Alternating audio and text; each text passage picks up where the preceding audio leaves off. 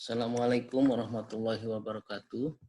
Kita lanjutkan kembali pembahasan kita kali ini masih terkait dengan permintaan input bagian kedua. Topik yang akan kita bahas pada pertemuan kali ini yang pertama adalah marginal productivity analysis and the determinant of factor share. Kemudian yang berikutnya adalah monopsoni di dalam pasar tenaga kerja, marginal expenses dari input, monopoli di dalam penawaran input, dan subtopik terakhir adalah bilateral monopoli. Nah, di dalam marginal productivity analysis and the determinant of factor share, nah di sini kita mengasumsikan bahwa hanya ada satu perusahaan yang memproduksi output dengan menggunakan input, labor, dan kapital. Jadi dengan demikian, fungsi produksi dari perusahaan tersebut bisa kita tuliskan Q sama dengan fungsi dari kapital dan labor. Dan output yang dijual pada tingkat harga sebesar P. Karena dalam konteks ini kita mengasumsikan bahwa perusahaan menghadapi pasar output yang kompetitif. Nah, total income yang diterima oleh tenaga kerja itu adalah sebesar tingkat upah dikali dengan jumlah tenaga kerja, sehingga W kali L. Nah, sementara itu total income dari kapital adalah sebesar V dikali K. Nah, jika perusahaan memaksimumkan keuntungan, maka input-input tersebut akan digunakan oleh perusahaan sampai titik di mana MRP dari penggunaan input tersebut sama dengan harga input. Nah, jadi dengan demikian kita bisa mengetahui bahwa labor share itu sama dengan WL dibagi dengan PQ. Nah, W itu sendiri sebetulnya dalam maksimisasi profit tidak lain sama dengan P dikali MPL. Nah, sehingga kita bisa tuliskan P dikali MPL dikali L dibagi dengan PQ. Nah, lebih lanjut sama dengan MPL dikali L per Q. Nah, demikian juga untuk capital share. Nanti kita akan dapatkan MPK dikali K dibagi dengan Q.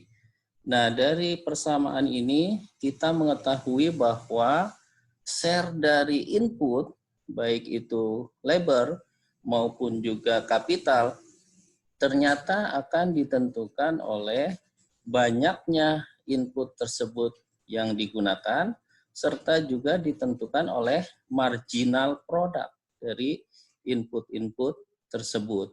Nah, jadi sekali lagi bahwa share dari input itu akan ditentukan oleh jumlah input yang digunakan dan marginal product dari input tersebut.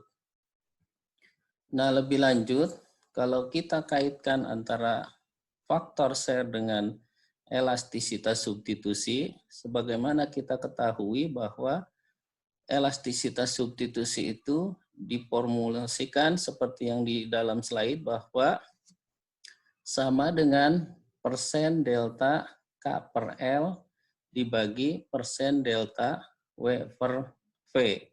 Nah, jadi dalam hal ini elastisitas substitusi itu sebetulnya menunjukkan perbandingan antara persen perubahan rasio penggunaan input kapital terhadap labor dibagi dengan persen perubahan tingkat upah dibagi dengan tingkat sewa kapital.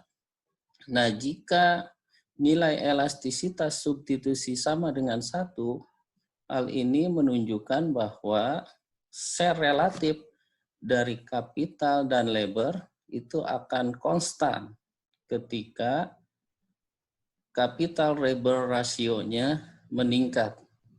Nah, sementara Jika nilai elastisitas substitusinya lebih dari 1, itu menunjukkan bahwa relatif share dari kapital akan meningkat ketika rasio kapital labornya meningkat.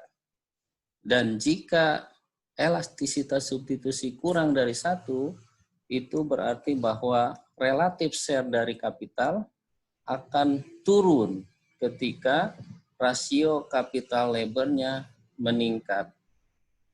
Nah, bagian berikutnya yang akan kita bahas pada materi hari ini adalah berkaitan dengan monopsoni di dalam pasar tenaga kerja. Nah, jadi dalam banyak situasi seringkali permintaan tenaga kerja itu hanya berasal dari satu perusahaan. Nah, jadi dalam konteks ini kita menghadapi fenomena yang dikenal dengan monopsoni. Satu pembeli dengan banyak penjual. Nah, dalam kasus monopsoni ini, maka kurva supply terhadap permintaan input ini bersifat tidak elastis sempurna. Nah, dalam kasus monopsoni ini, maka perusahaan itu akan menghadapi kurva penawaran pasar secara keseluruhan. Di sisi lain, peningkatan permintaan terhadap labor maka mengharuskan perusahaan untuk membayar upah pada tingkat yang lebih tinggi. Nah, di dalam konteks monopsoni ini ada satu konsep yang dikenal dengan marginal expenses dari tambahan unit tenaga kerja. Nah, marginal expenses dari tambahan unit tenaga kerja ini pada kasus monopsoni akan diketahui nilainya akan lebih besar dari tingkat upah. Nah, jika biaya total dari tenaga kerja itu adalah W dikali L, maka marginal expenses dari labor atau MEL itu sama dengan delta WL per delta L. Sama dengan W ditambah L dikali delta W per delta L. Nah, kalau dalam kasus pasar input yang bersifat kompetitif, kita mengetahui bahwa delta W per delta L sama dengan 0. Karena dalam kasus pasar input yang kompetitif, perusahaan bertindak sebagai price taker dan tidak terjadi perubahan upah ketika perusahaan menambah jumlah permintaan tenaga kerjanya. Nah, jadi dalam kasus kompetitif, MEL sama dengan W. Nah, di sisi lain, jika delta W per delta L lebih dari 0, yang berarti bahwa penggunaan ataupun permintaan tenaga kerja yang meningkat akan meningkatkan tingkat upah. Maka dalam kondisi seperti itu, marginal expenses dari labor ini akan lebih besar dari W. Karena marginal expenses dari labor tidak lain adalah W ditambah L dikali delta W per delta L.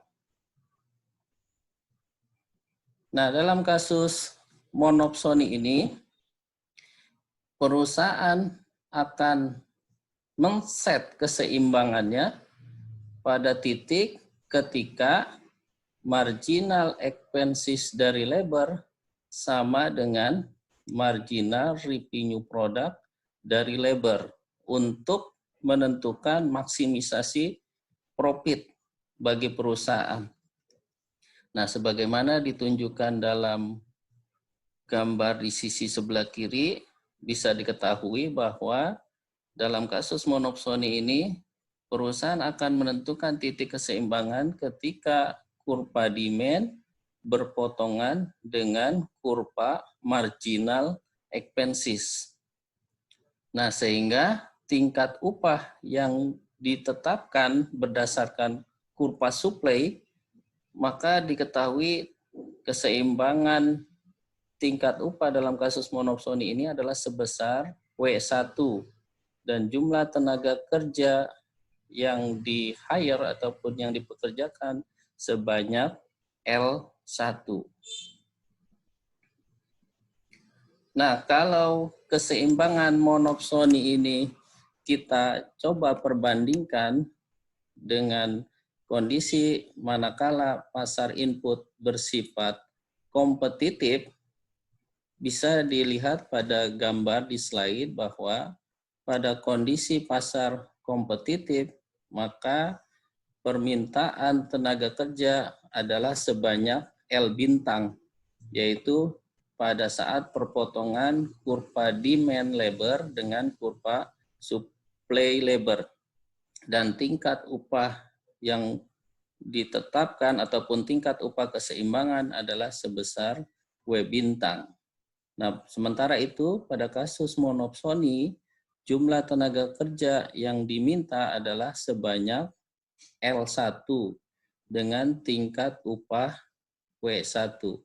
Nah, jadi dalam kondisi monopsoni diketahui bahwa tingkat upah akan lebih rendah dan jumlah permintaan ataupun jumlah keseimbangan tenaga kerja juga akan lebih sedikit dibandingkan keseimbangan pada kondisi kompetitif. Nah, bagian berikutnya ini adalah contoh dari persoalan monopsoni. Kita anggap misalnya ada seorang pekerja yang dapat menggali 2 ton per jam untuk batu bara dan menjualnya dengan harga $10 per ton.